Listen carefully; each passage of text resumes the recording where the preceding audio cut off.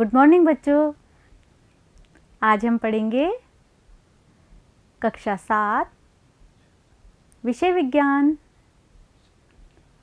अध्याय 10 जीवों में श्वसन भाग 1। मेरा नाम निशी अरोड़ा है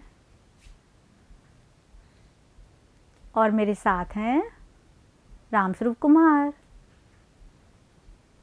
प्यारे बच्चों, इस भाग में हम समझेंगे कि जीवों में श्वसन कैसे होता है, कौन कौन से श्वसन अंग होते हैं। ठीक है बच्चों, शुरू करें।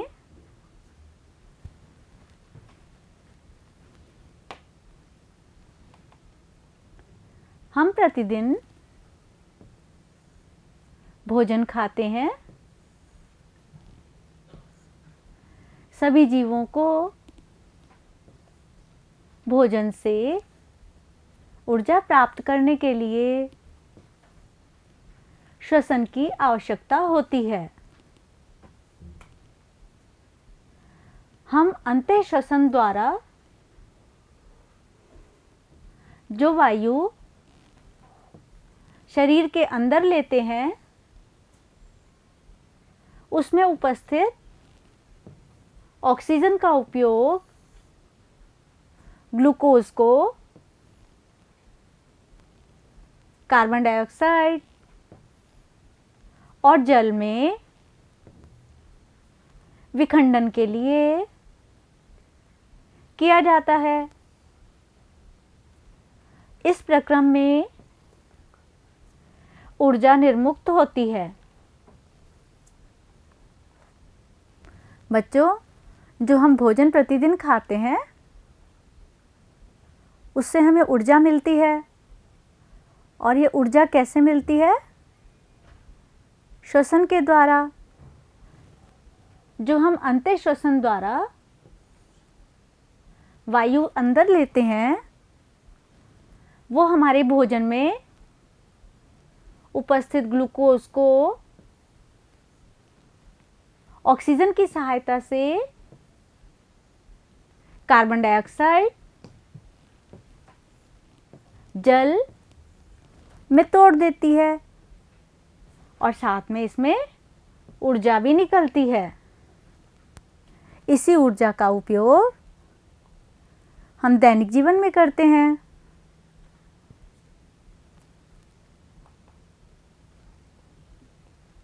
इसकी हम क्रिया समझेंगे। ग्लूकोज जो कि भोजन में पाया जाता है, ऑक्सीजन की उपस्थिति में विखंडित होता है कार्बन डाइऑक्साइड, जल और इसमें ऊर्जा निकलती है। ठीक है बच्चों, ग्लूकोज का विखंडन जीव की कोशिकाओं में होता है,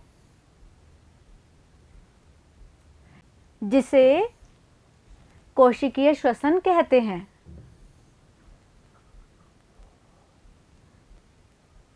यदि भोजन या ग्लूकोज ऑक्सीजन के उपयोग द्वारा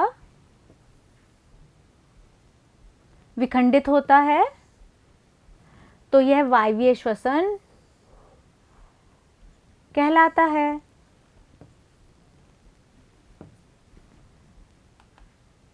और यदि विखंडन ऑक्सीजन की अनुपस्थिति में होता है तो श्वसन अवायवीय श्वसन कहलाता है। अत्यधिक व्यायाम करते समय जब हमारी पेशी कोशिकाओं में ऑक्सीजन की आपूर्ति अपर्याप्त होती है तब भोजन का विखंडन अवायवीय श्वसन द्वारा होता है। बच्चों, जब हम एक्सरसाइज करते हैं तो उस समय अवायवीय श्वसन होता है। इसी वजह से हमारी श्वसन दर भी बढ़ जाती है। कभी कभी अत्यधिक व्यायाम करने के बाद हमारी पेशियों में ऐंठन हो जाती है।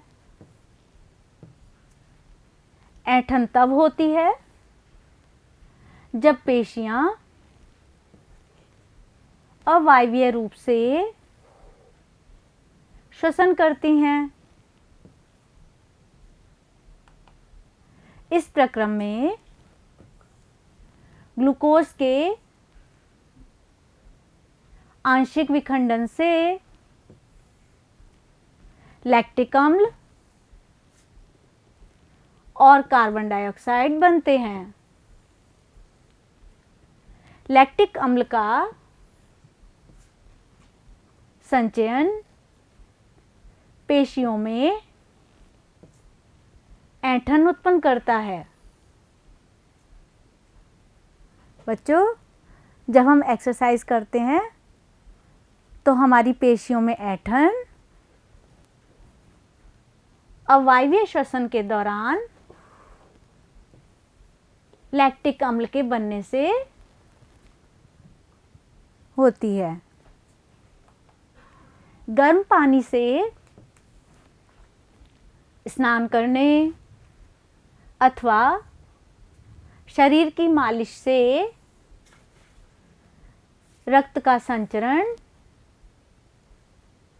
बढ़ जाता है। इसके परिणाम स्वरूप पेशी कोशिकाओं को ऑक्सीजन की आपूर्ति बढ़ जाती है, जिससे लैक्टिक अम्ल का कार्बन डाइऑक्साइड और जल में पूर्ण विखंडन हो जाता है और फिर हमें आराम महसूस होता है। ठीक है बच्चों, श्वसन का अर्थ है ऑक्सीजन से समृद्ध वायु को अंदर खींचना और कार्बन डाइऑक्साइड से समृद्ध वायु को बाहर निकालना। बच्चों, ऑक्सीजन को अंदर लेना क्या कहलाता है? अंतःश्वसन। और कार्बन डाइऑक्साइड को बाहर निकालना उच्छ्वसन कहलाता है। ऑक्सीजन से समृद्ध वायु को शरीर के अंदर लेना अंतःश्वसन और कार्बन डाइऑक्साइड से समृद्ध वायु को बाहर निकालना उच्छ्वसन कहलाता है।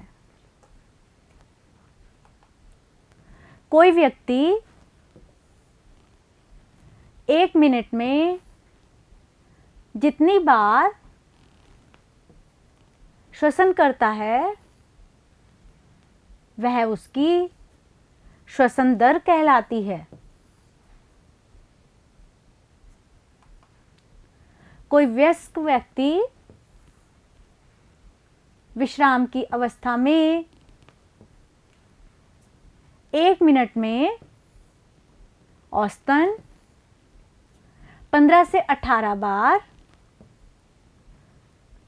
सांस अंदर लेता है और बाहर निकालता है। एक श्वास का अर्थ है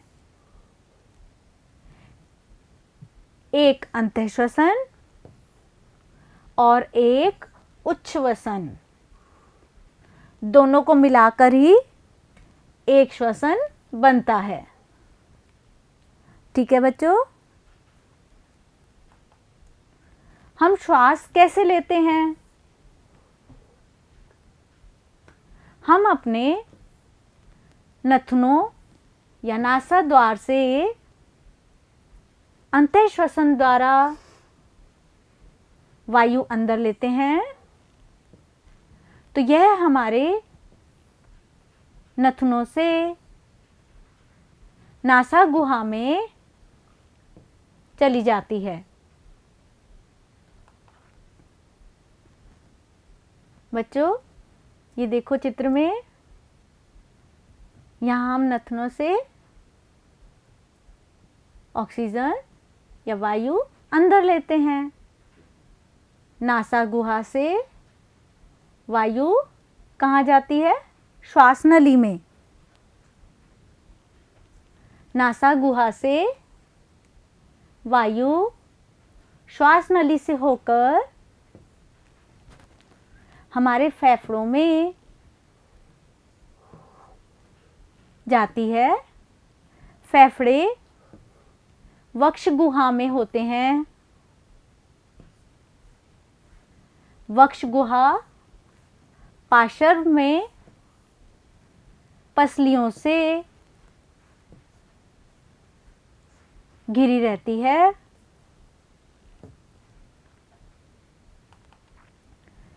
एक बड़ी पेशीय परत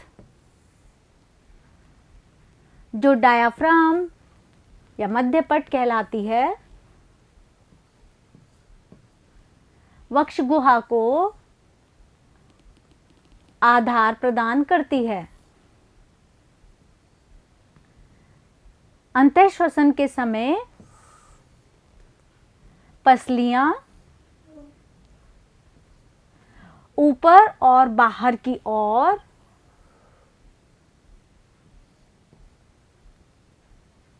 गति करती है और डायाफ्राम नीचे की ओर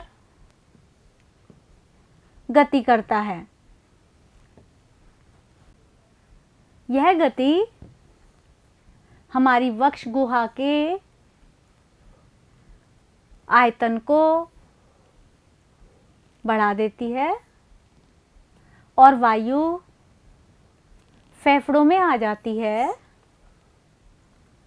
फेफड़े वायु से भर जाते हैं। बच्चों, जब ये पसलियां ऊपर और बाहर की ओर गति करते हैं और डायफ्राम नीचे की ओर गति करता है, तो उससे वक्ष गुहा का आयतन बढ़ जाता है और वायु फेफड़ों में आ जाती है।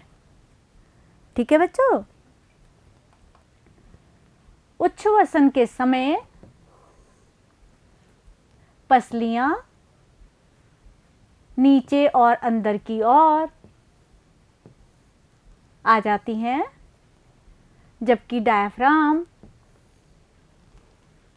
ऊपर की ओर अपनी पूर्व स्थिति में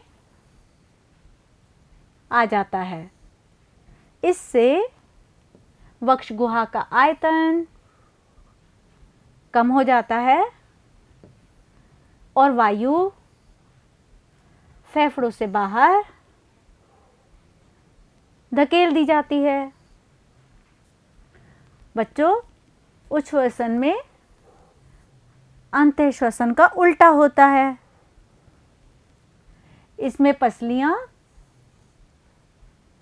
नीचे की ओर और अंदर की ओर आती हैं और डायफ्राम वापस ऊपर की ओर होता है, जिससे वक्ष गुहा का आयतन कम हो जाता है और वायु जो है फेफड़ों से बाहर निकाल दी जाती है।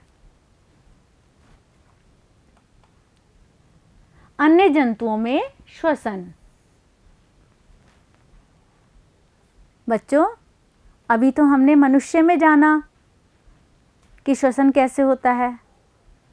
अब हम जानेंगे कि अन्य जंतुओं में श्वसन कैसे होता है। गाय, भैंस,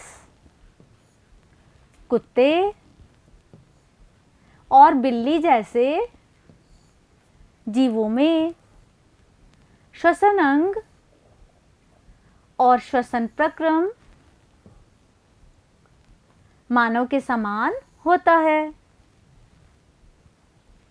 जैसे हमारे में होता है वैसे ही जंतुओं में भी श्वसन तंत्र पाया जाता है। केंचुए में गैसों का विनिमय उसकी आर्द्र त्वचा के माध्यम से होता है।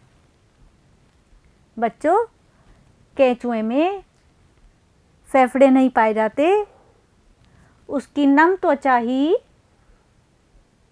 गैस विनिमय में सहायता करती है। मछलियों में क्लोम या गिल द्वारा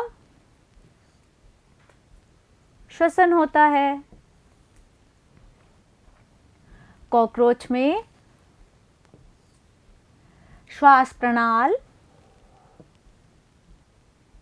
या छिद्र द्वारा श्वसन होता है। पौधों में भी श्वसन होता है। ये भी वायु से ऑक्सीजन लेते हैं और कार्बन डाइऑक्साइड को निर्मुक्त करते हैं, जिसके लिए पत्तियों में सूक्ष्म छिद्र होते हैं जिन्हें रंध्र कहते हैं। तो प्यारे बच्चों, अब हमने पाठ का सारांश समझ लिया है। भाग 2 में हम इसके प्रश्न उत्तर करेंगे। ठीक है बच्चों, धन्यवाद।